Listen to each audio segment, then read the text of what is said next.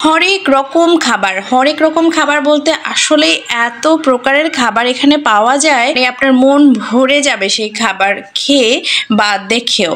আসসালামু আলাইকুম, Roksana's Dyer পক্ষ থেকে সবাইকে স্বাগত জানাচ্ছি নতুন একটি চমৎকার ভিডিওতে। আশা করছি আপনারা সবাই ভালো আছেন। আর নতুন বছর চলেই এলো, আজকে কিন্তু নতুন বছরের একেবারে শেষ দিন। আগামীকাল থেকে শুরু হচ্ছে আমাদের নতুন বছর 2024। সবাইকে অনেক অনেক শুভেচ্ছা জানাচ্ছি নতুন বছর। সবার নতুন বছর অনেক বেশি ভালো কাটুক। Happy new year. যাই হোক, ব্লগটি আজকে শুরু করছি। আমরা যাচ্ছি কৃষি বিশ্ববিদ্যালয়ে। আর কৃষি বিশ্ববিদ্যালয়ে যাওয়ার আমার মূলত প্রধান ইচ্ছাই ছিল যে ওখানকার খাবারগুলো একটু খেয়ে দেখবো। যদিও বা ভিডিও করা সবটা আমার সম্ভব হয়নি, কারণ এত কিছু আমি হয় কি আগে অনেক বেশি উপভোগ করি, ভিডিওটা অনেক পরের বিষয় আমার কাছে মনে হয়। আগে নিজে উপভোগ করি, ঘুরে ফিরি, তারপর যতটুকু ইচ্ছা মনে হয় আপনাদের সাথে আমি শেয়ার করি। তো এইটা ছিল, আমরা পেছনের গেট দিয়ে ঢুকেছিলাম এই কৃষি বিশ্ববিদ্যালয়ে। আর এই পাশে হচ্ছে একটা অডিটোরিয়াম, যেখানে 2020 সালে আমরা উদ্যোক্তারা একটা প্রোগ্রাম করেছিলাম। খুব সুন্দর একটা আয়োজন ছিল।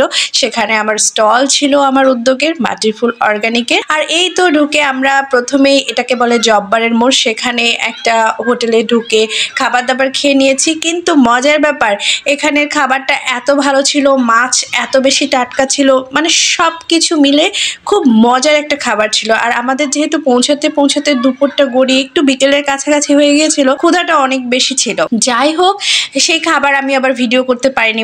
খাবার এত বেশি ভালো লেগেছে যে ভিডিও করতেই আসলে ভুলে গেছি।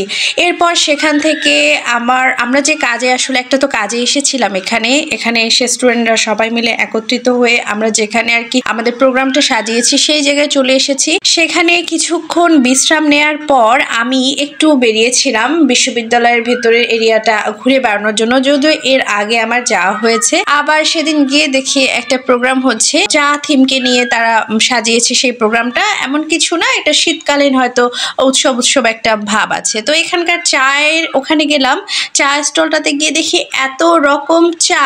সেখানে হচ্ছে জলপাইয়ের চা আছে, তেঁতুলের চা আছে, মরিচের চা, গুড়ের চা, আদার চা, দুধ চা, সব ধরনের চা আছে এখানে। কিন্তু আমার কেন জানি না ওই হরেক রকম চা খাওয়ার কোনো ইচ্ছেটাই হলো না। যদিও বা আমি প্রথমে ভেবেছিলাম 3 কালারের চা খাবো, পরে হচ্ছে ওই মামাটা বানাতে দেরি করায় আমার কাছে মনে হলো আমি রেগুলার যে চা খাই সেটা হলো দুধ চা, সেটাই খাবো। তো যাই হোক, দুধ চাটা অনেক বেশি ভালো ছিল। তো এখানে বসে বসে নিজের মতো করে সময় কাটাচ্ছিলাম আর আমার বিশ্ববিদ্যালয়ের কথা বসে বসে মনে করছিলাম। আর এই যে এখন এখানকার ছেলেমেয়েরা, এখানে শুধু যে স্টুডেন্ট আছে তা না, এখানে কিন্তু বাইরের অনেক মানুষও এখানে ঘুরতে আসে বা ঘুরতে এসেছিল। তো আমি আবার একটু ভিতরে গিয়ে দেখছিলাম, এখানে দেখেন কাপ দিয়ে তারা সাজিয়েছে। যে কাপে আমরা চা খাই এখন, কাগজের কাপগুলো, সে কাপ দিয়ে একটু সাজিয়েছে। এখানে একটা চায়ের আড্ডার মতো জায়গা বানিয়েছে। বন্ধু বান্ধবরা সবাই মিলে আসলে ঘুরতে আসছে, একটু ছবি তুলতেছে, সবাই একটু গল্প করছে, এরকমই আয়োজন। এটা আমার যেটা ঘটেছে কি, বর্তমানেও আমি তো একটা বিশ্ববিদ্যালয়ে থাকি, তো এই আবহাওয়াটার মধ্যেই আছি, এই জন্য আলাদা করে কিছু মনে হয় না। যদি হঠাৎ করে অনেকদিন পর ঘুরতে আসতাম তাহলে হয়তো বা একটু অন্যরকম মনে হতো, ফিলিংসটা হয়তো অন্যরকম হতো। কিন্তু যেহেতু সচরাচর এই বিষয়গুলোর ভিতরেই থাকি, এই ধরনের অনেক ধরনের আয়োজনগুলো দেখতে থাকি, তো কিছু মনে হয় না। আবার একটু চায়ের স্টলে আসলাম, ও হ্যাঁ, মালটা চাও এখানে আছে। আর কি, চা এত পরিমাণ বিক্রি হচ্ছিল, যেহেতু শীতকাল সবাই অন্য না কোনো চা খায়, আর যেহেতু অনেক প্রকার বা অনেক ধরনের ভ্যারাইটি ছিল চায়ের, তাই মামার কিন্তু একদম লাভ হয়েছে অনেক।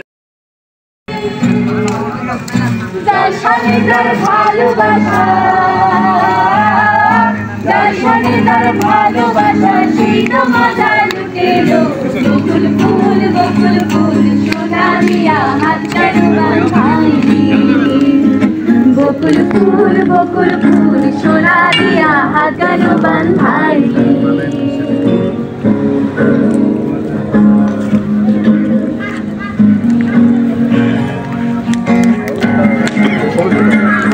আমার জামাই গান গায় হরিণ ডাঙ্গার মাঠে লো, হরিণ ডাঙ্গার মাঠে। আমার জামাই গান গায় হরিণ ডাঙ্গার মাঠে লো, হরিণ ডাঙ্গার মাঠে। সোনা দেবে ঘাম ঝরে, সোনা দেহে ঘাম ঝরে দেখা পরাণ ফাটেলো বকুল ফুল সোনা দিয়া হাত কেন বাঁধাইলি বকুল ফুল সোনা দিয়া হাত কেন বাঁধাইলি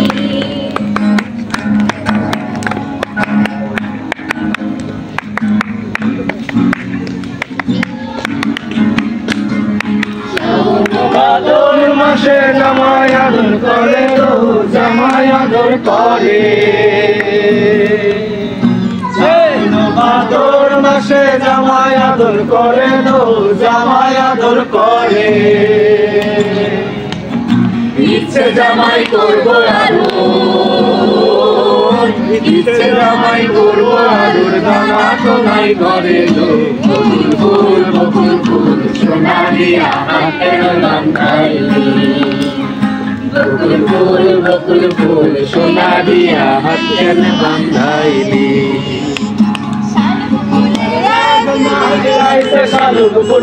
রাতের আয়োজনটা শেষ করে আমরা সবাই খেতে এসেছিলাম। এখানে কয়েক পদের ভর্তা আছে, চিংড়ি মাছ নিয়েছিলাম, কই মাছ ভুনা নিয়েছিলাম, রুই মাছ খেয়েছি। অর্থাৎ মাছটা আমার খুব ভালো লেগেছে। আমার মাংস কাঞ্চর খেতে একদম ইচ্ছে করছিল না, যেহেতু মাছের বিভিন্ন ভ্যারাইটি ছিল তাই সেগুলো নিয়েই খেয়েছি। এই যে কই মাছটা খুবই মজার ছিল। দিনের বেলা ভাজা মাছ খেয়েছিলাম, রাতের বেলা রান্না করা মাছ খেয়েছি। তো সব কিছু মিলিয়ে খাবার দাবার কিন্তু এখানে অনেক ভালো। এখন আমরা খাওয়া দাওয়া করে ফিরছি আমাদের থাকার যে জায়গা আছে সেখানে আমরা ফিরছি। এটা হচ্ছে পেছনে হচ্ছে বাজার, ক্যাম্পাস আর কি শেষ সীমানা, মানে ওইখানটায় হচ্ছে ক্যাম্পাস এরিয়া না, ওই জায়গাটায় বাজার। তো ওখানে আমরা খেয়ে দিয়ে ফিরলাম। আর এখানের খাবার কিন্তু মোটামুটি ভালো, স্টুডেন্ট বাজেটের মধ্যেই, খুব সুন্দর, বাজেট ফ্রেন্ডলি। আর বিশেষ করে মাছগুলো বেশ ভালো। দুপুরেও মাছ খেয়েছি, ভালো লেগেছে। এখনও মাছ খেলাম, সেটাও বেশ ভালো। তো আমরা ফিরি এখন। আমরা বাংলাদেশ কৃষি বিশ্ববিদ্যালয়ে এক রাত ছিলাম। আর এটা হচ্ছে টিএসসি। এখানে একটু বসে কফি খাচ্ছিলাম। আমি হাঁটতে হাঁটতে গিয়েছি, গিয়ে এখানে বসলাম। আর একদম ফাঁকা ছিল, যেহেতু অনেক সকাল, তখনও কেউ আসেনি। আর এমনিতেও স্টুডেন্ট কিন্তু অত বেশি না, মোটামুটি বোধহয় 4000-এর মতো। তো এই টিএসসিতে বসে গরম গরম কফি উপভোগ করছিলাম। আর এরপরে ওরা সামনে গিয়েছে, যে স্টুডেন্টরা, তারা আবার ওদের কাজ করছিল। যারা হরেক রকম খাবার খেতে চান, বিভিন্ন পদের খাবার খেতে চান, আবার বাজেট ফ্রেন্ডলি হতে হবে, তারা কিন্তু এক বেলায় সময় করে ঘুরতেও আসতে পারেন আর খেতেও আসতে পারেন এই বাংলাদেশ কৃষি বিশ্ববিদ্যালয়ে। আল্লাহ হাফেজ।